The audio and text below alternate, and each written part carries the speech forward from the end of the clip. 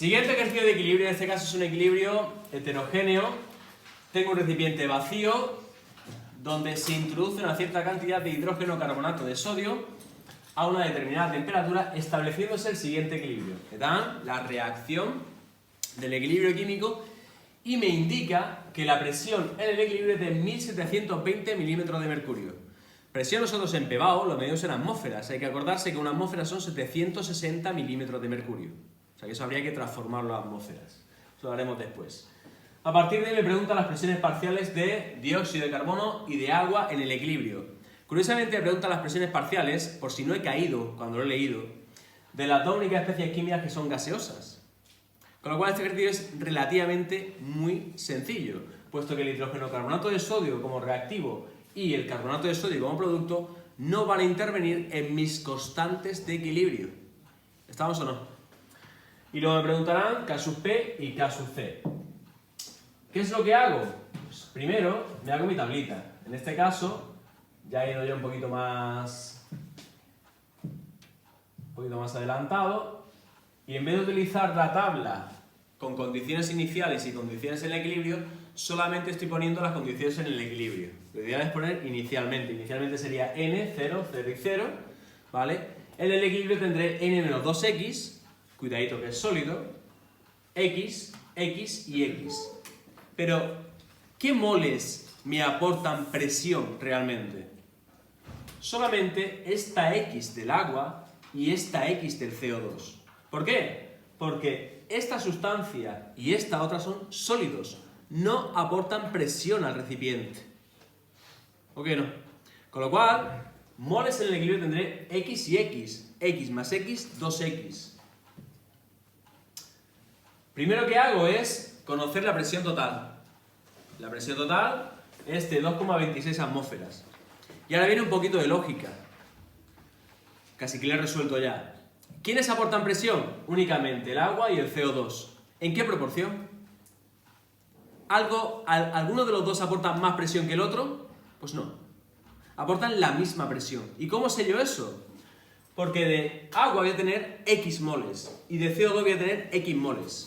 Y los moles para pasar la molécula se multiplican por una constante, que es el número de Avogadro. Con lo que voy a tener el mismo número de moléculas de agua que de CO2. A la misma temperatura, se van a mover a la misma velocidad. ¿Qué implica eso? Que van a tener la misma presión, van a aportar la misma presión.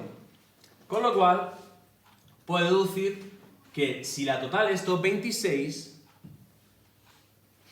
la mitad será aportada por el agua y la otra mitad por el CO2. Y no solamente lo puedo aplicar razonadamente, sino que lo puedo demostrar matemáticamente. ¿Qué es la presión total en este recipiente? La suma de la presión del agua más la presión del CO2. ¿Sí? ¿Cómo se define la presión parcial del agua? Sus moles, X, partido de los moles totales. ¿Qué moles tengo totales en estado gaseoso? X más X, 2X, por la presión total. Más moles de CO2, X, partido moles totales 2X por la presión total. Fijaos, esta X y esta X se me va. Esta X y esta X se me va. ¿Y a qué llego? A que la presión parcial del agua es 1/2 de la total. Y la del CO2 también es 1/2 de la total. Con lo cual, la presión parcial de agua y de CO2 es de 1,13 atmósferas.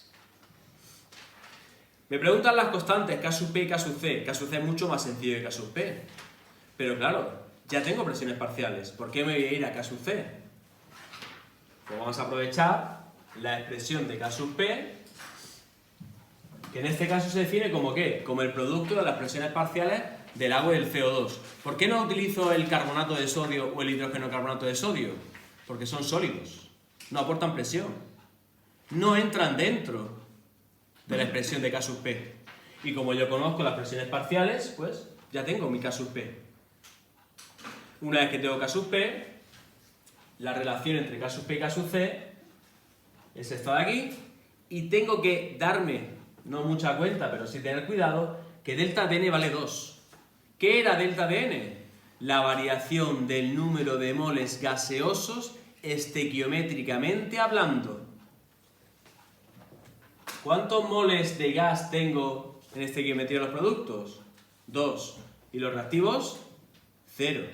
2 menos 0, 2. Por lo cual, delta de n vale 2.